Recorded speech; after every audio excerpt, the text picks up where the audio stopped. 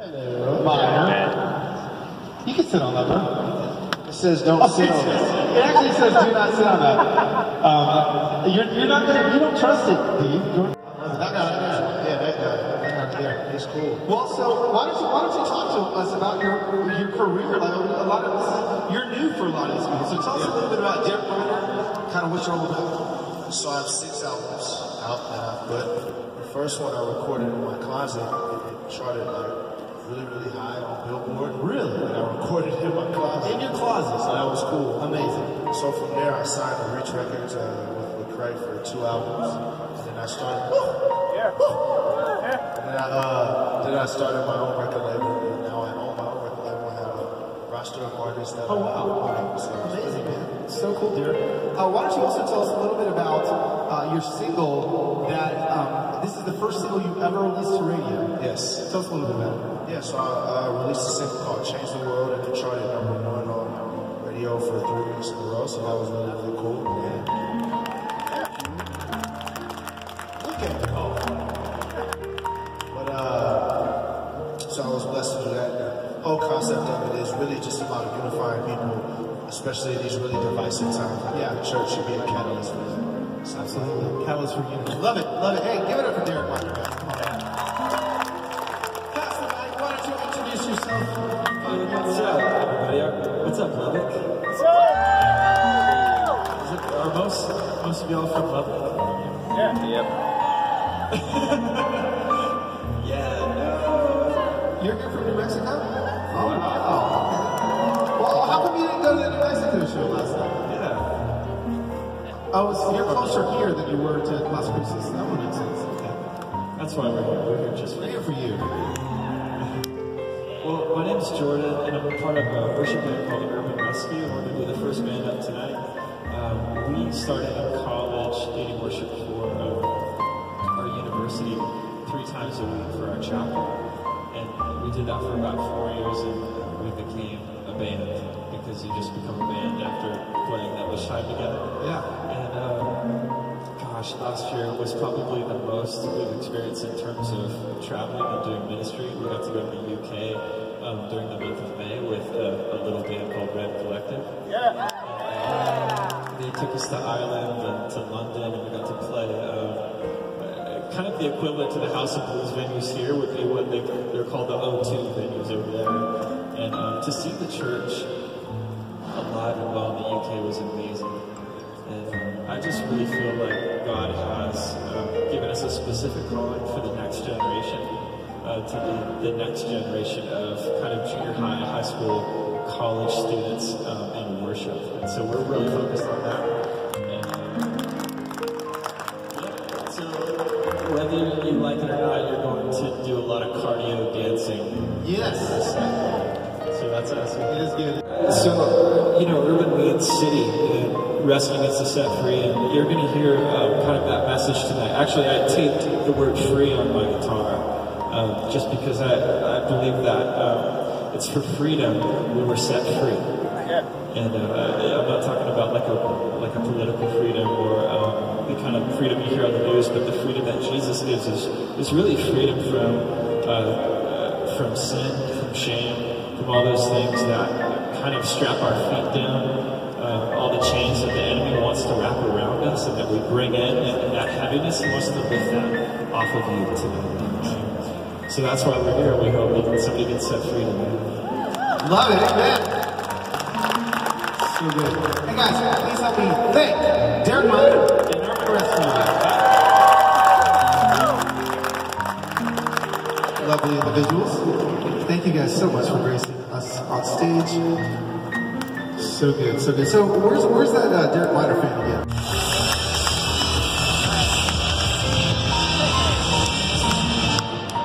Yes, there you go, Jacob. What's up? I'm in Texas. How you doing? We got one awesome. One awesome. And it was a very Texas awesome. I'm gonna sit today, guys. I'm gonna sit. I'm tired, bro. I'm the oldest man on stage. I'm gonna sit. So, Talk to us, buddy. How is F5 doing these days?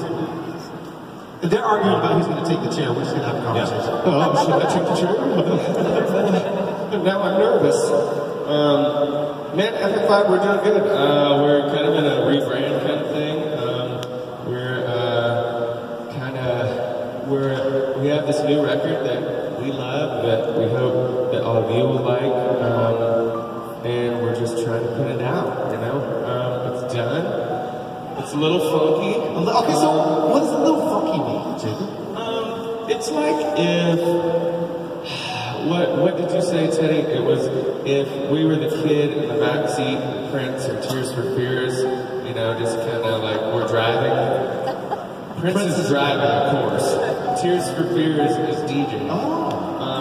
So yeah, no, but on the real, like we're excited about this album, and we're stoked. Well, I'm excited about it too.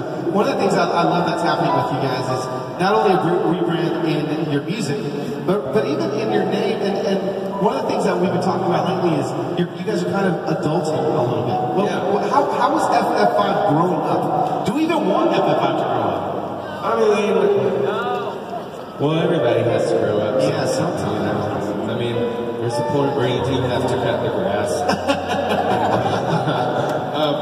I don't know if it's a part of it's a part of growing up, like pushing, not always staying right here, pushing yourself to that makes you, it's not in your comfort zone. Sorry, it's being pushed out of your comfort zone and getting stretched. Not only like that's where I feel that we are right now. Not only in our daily lives, like in our spiritual lives, and in our band lives right now, in our lives at home as husbands. Nate's going to be a new dad, like him too. I think it's talking about those circumstances, like putting that in your music instead of just like Chainsaw. And Chainsaw's great. Yeah, but Chainsaw's great. So but also cheese and bacon. Grilled cheese and bacon. Okay, they're adding bacon to their music, which is great. Yeah. Awesome. Why don't you pass the mic down and introduce yourself? Who you guys are? Jacob. Lead singer. That's Jacob. I'm Nate, the keys, and I do dad things, more so now than ever. Yes.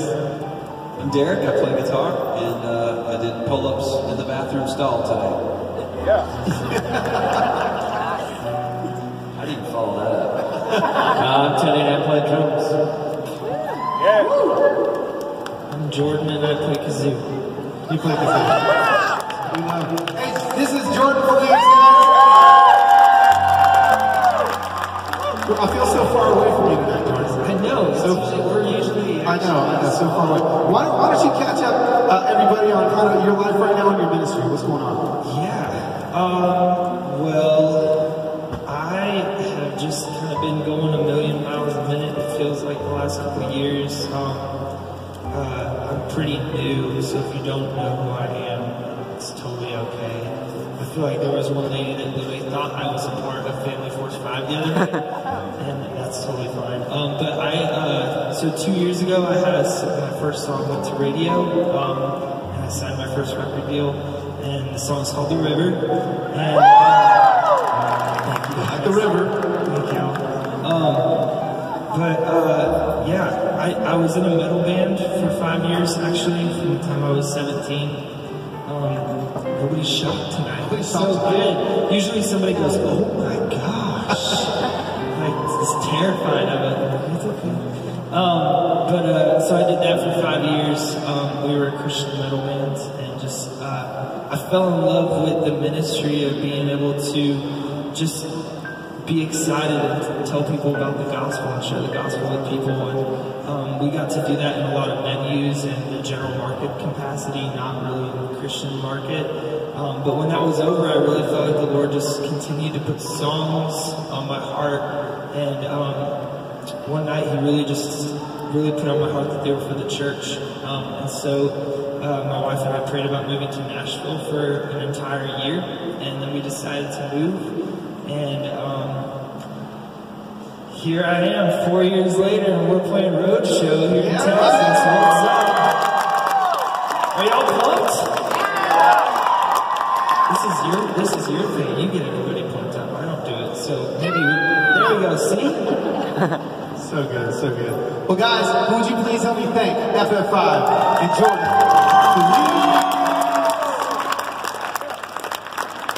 Thanks, Jordan. Hey, man, good to see you. Good to see you. You know, it's funny, on tour, the buses don't normally roll out of the venue until 1:30.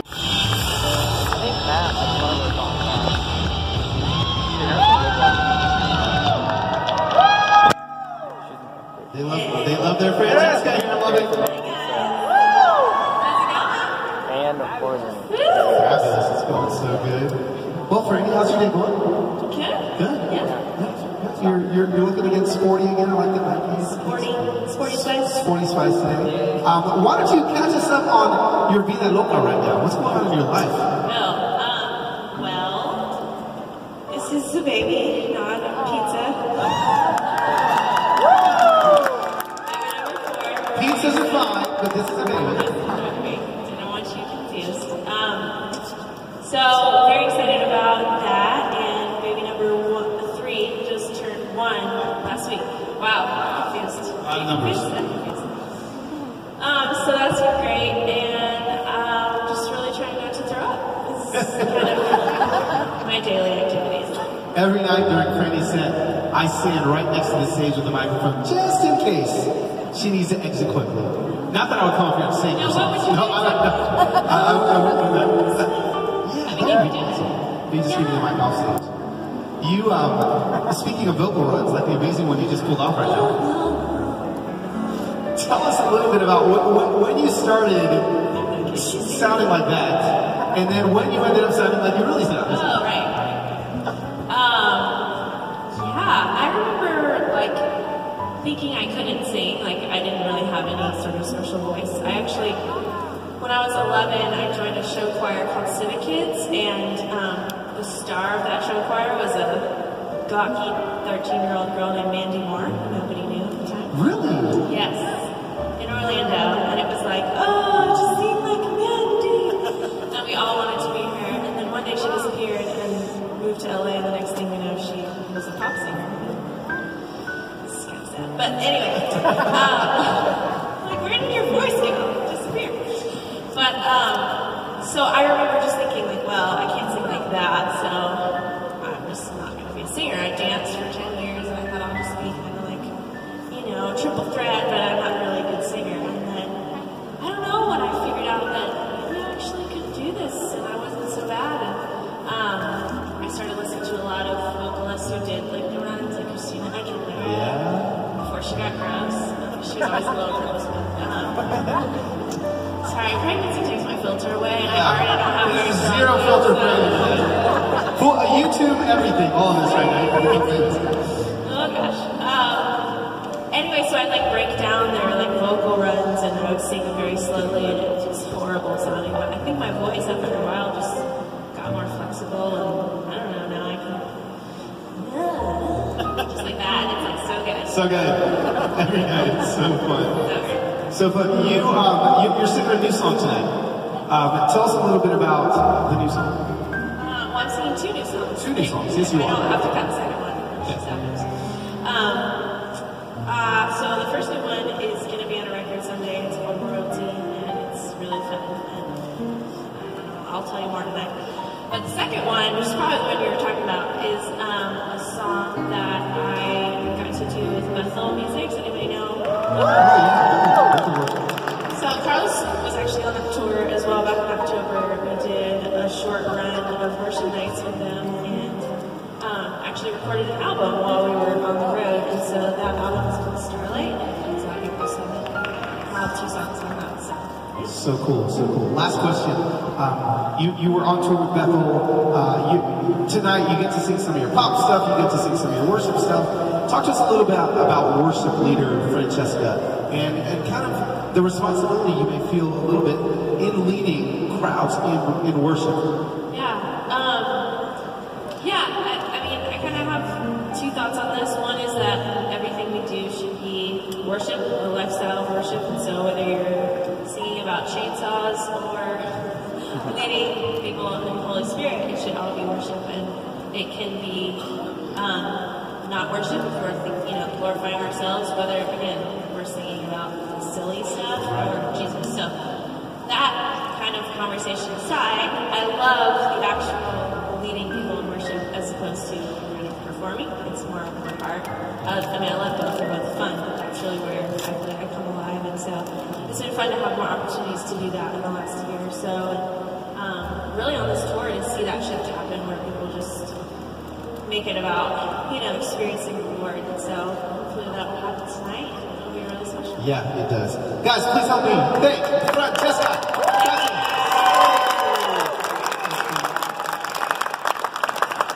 This is always the most dangerous part of the night. Getting her down the stairs with no rail. This is far. Oh, you doing good, Patrick? The bacon Patrick? Hey guys. Good to see you. All right. These guys come up with sponsored drinks as well. Well, I was embarrassed because I felt like it was rude to drink in front of everybody. Why don't you introduce yourself? I'm just kidding. I'm Ali. I play with Rend Collective. Hey everybody, my name is Patrick. I play with Rend Collective also. Fantastic. Patrick, Carlos. Rend Collective. Tell us about that name. That name is one of the more bizarre names you'll hear in Christian worship these days, but it came from this college-age gathering that we started in about 2002, 2003, and that group was called Rend, and the name Rend, it means to tear. It's an Old English word. It's found in the King James translation of the Bible, and there's a couple of verses that stuck out to us with that in mind. One is in Isaiah, and it's a prayer that God would rend the heavens and come down. Another one's from Joel 2, and it's an instruction that we'd rend our hearts and not our garments. And basically the heart behind Rend, that group, that movement, was that God would come and be with his people. We would also be open and vulnerable with each other, that we wouldn't be putting on a religious show, but that we would be real and authentic. And that's the Rend. Amen. Love that. We'll pass the mic to the collective part of the Rend. And why don't you tell us a little bit about the kind of the start, the start of the band, kind of the grassroots. So we started that college movement. People in their 20s and 30s back in Ireland. My husband Gareth, he pastored it. You'll see him on stage, and Chris would have led worship. And honestly, we were inspired a lot by Passion. Looking across the pond and seeing what those guys were doing, just trying to reach a new generation. And we would have literally just sang along with Chris Tomlin CDs, if not Redmond CDs. We didn't write our own songs at that time until literally about 5 or 6 years later, we decided to do a worship project and recorded an album. And even though our mums hadn't really heard it, Chris Tomlin actually heard the album and sent us an email and was like, hey, do you want to come on a national tour around America? We had been praying about coming to America, but we're terrified because we thought everybody had cowboy hats and big guns. And so literally in the quickest answer to prayer we've ever had, Chris emailed us 2 weeks later and invited us to your wonderful country, and we've been invading ever since. So good, so good. We love it. Well, we're so glad you invaded America. We're glad you're here. We populated it too. And say that we populated it too. Yes, you populated it too. We populated it first, then we went to Ireland, then we came back. Then you came back. And you actually, you guys have some family out on tour with you, correct? Yes. Yeah, we always said Rend Collective was much more of a family than a band. But basically it helps us explain why we're not very good. But, so the guys, they travel with their wives. I've got 2 boys on the road. Arthur's 3. Lachlan's 9 months. And yeah, it's a party. It is a party. Your wife is out on tour as well? My wife is out on tour, yes, which is great. So cool, so cool. There's like just a whole bunch of Irish people that kind of come flooding in every day. It's great. We can't wait for them to show up. That's the invasion. The invasion. Yeah, it's a daily thing. I love it. We'll pass this over to Melody. Hi. Hello. This is Melody from Passion, guys. Say hello. Hey, so talk to us a little bit about Passion. What is Passion? Who are you guys? What are you guys? Yeah, so Passion started as a movement for 18 to 25-year-olds about 20 years ago. Louie and Shirley Giglio started it because they had a heart really for that generation and to see them live for what matters most, and that's the name and the fame of Jesus. And so that's where it all started 20 years ago. But then we also have a church, Passion City Church, that we're all a part of in Atlanta, Georgia, which we love. And then there's the band, which is us. So there's a lot of things going on. Yeah. But we love Beyond Room Home, and that's a little bit of it. Well, what I love about all of them is they all are separate, but they all do exist together. You know, it is one heartbeat. Brett. Yes. Hey, buddy, how are you? I'm wonderful. How are you? Today, I was watching your Instagram story. Thank and, you. You're welcome. First of all, you're welcome. Wow. Thank you. Second of all, you were doing something cool today. You guys were at a local Live Voice store for. Yeah. Can you tell us why? I can't tell you why. It was amazing. So we just recorded a new record at Passion, the conference in the Georgia Dome, and the physical CD releases today.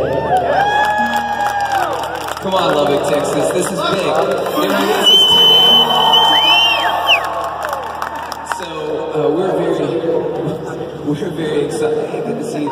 We're very excited because, you know, what was captured, you know, these are 55,000 college students in the Georgia Dome. And all of these songs are brand new songs. You know, we've got the Passion Crew, which is here tonight, but also there's Matt Redman, Crowder actually did a song with Hillsong United. Okay. That's on this. That's pretty cool.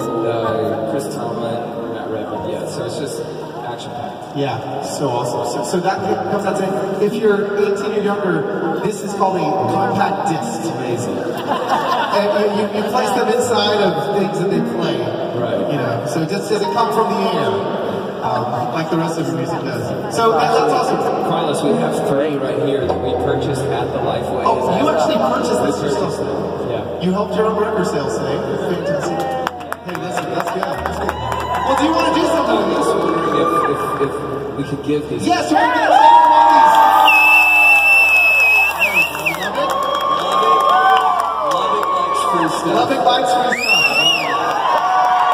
Okay. So now be careful, because then you can like really injure somebody. I am not throwing. All of a sudden I see Lubbock like this. If you want them, you have to be the first 3 people to touch the stage. There we go. Well, that kind of just made sure it was those front 3s right there, but not that. You're obviously not a gamer there, Brett. Hey, Carlos, there's more at the table. Oh, there's more at the table tonight, guys. There is more at the table tonight. Awesome. Christian, I really don't know what else to have you. It's okay. I think everything has been said. I think so too. This is Christian Stanfield. He's the elder member of the band. When you say that, So it just wise. makes me sound old. I am old. So wise. Well, no. 24. Well, we are. That's not true. That's true. But we're glad you guys are here. Give it up for Passion and Rend Collective.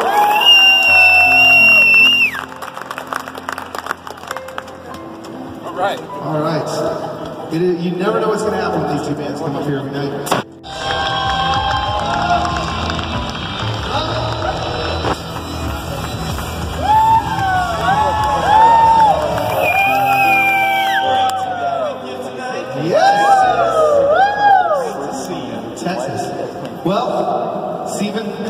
Yes, sir. How are you, buddy? I'm good. I'm great. It's a good day.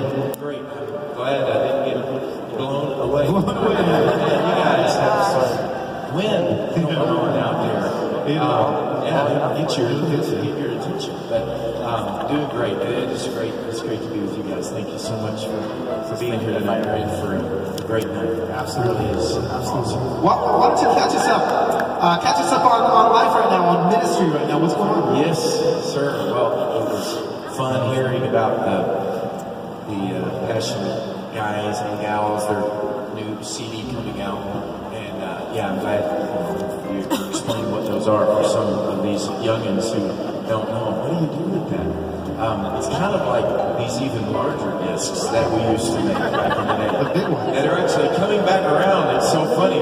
My sons who played in a band, shameless father plug here for a moment, for my son's band Colony House. I like that. you go. There you go. They were so excited to tell me their first album. They just released their second album, but they were so excited when their first album came out. They said, "Dad, get this. We're going to put our first album out on vinyl." And I said, "Well, my first album was on vinyl." You know, and because that was the only format at the time, that or cassette tape was it. And but anyway, I have just released about 2 weeks ago a project that is a brand new thing for me. My memoirs, my life story in a book form called Between Heaven and the Real World. And it has been such an amazing process for me doing that. It started about 3 years ago, and you've written, I know, a lot of books, so you know what that process is like. I had, of course, written a lot of, done a lot of records, written a lot of songs over the years, and I knew that process, but this was such a different and a really incredible experience for me. I think a lot because of the process of remembering that went into that, and that's something that I've really learned a lot about, and I've been thinking about encouraging you all, my friends.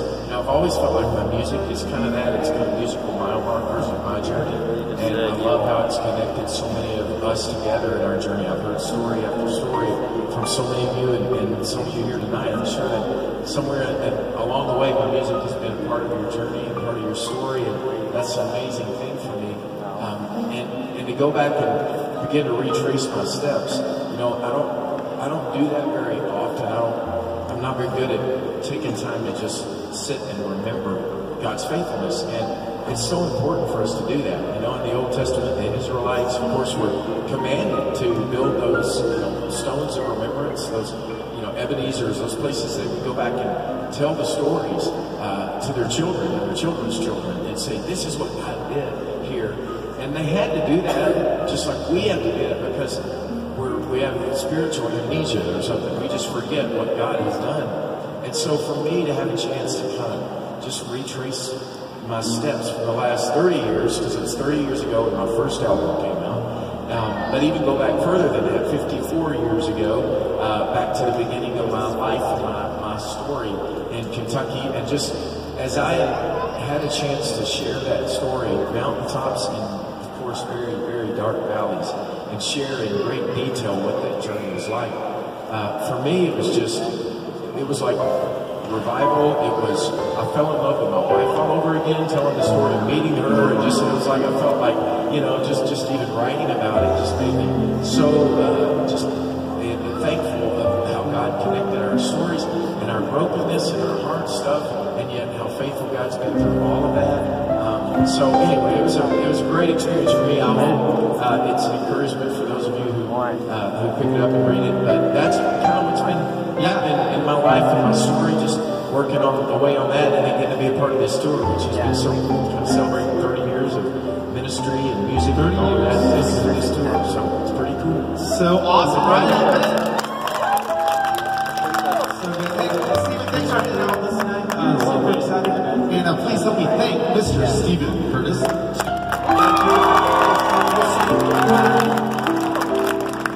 Right on. Photo list stairs. There we go. Awesome. So good.